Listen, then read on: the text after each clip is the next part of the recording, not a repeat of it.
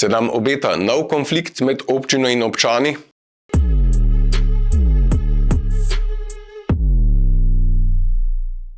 Da je glavni most potreben prenove, je znano že dlje časa. Zato je odločitev občine, da ga zapre in zaporo za avtomobile izvede avgusta, ko je gneča v mestu najmanjša, logična. Ob tem ne gre oporekati niti odločitvi, da se zaporo podaljša vse do septembra, čeprav bo začetkom šolskega leta promet v mestu že bistveno večji.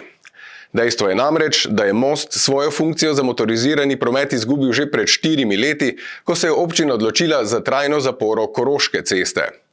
Količina avtomobilov, ki prečkajo most, je od takrat drastično padla. Ob tem je večina avtomobilov, ki so ga prečkali, na koncu z vožnjo mimo Narodnega doma tako ali tako pristala na Titovem mostu, ki bo zdaj tisti, ki bo prevzel večino dodatnega bremena in na katerem, vsaj po mnenju strokovnjakov, težav tudi ne bi smelo biti.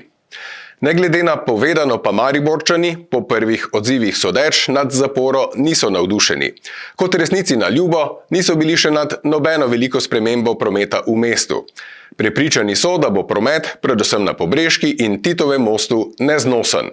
Ali bo res tako, bodo pokazale analize, ki bodo osnova za nadaljnjo odločitev občine.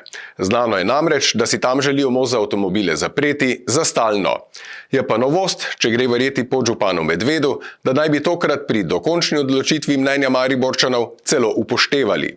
In je konflikt že na vidiku.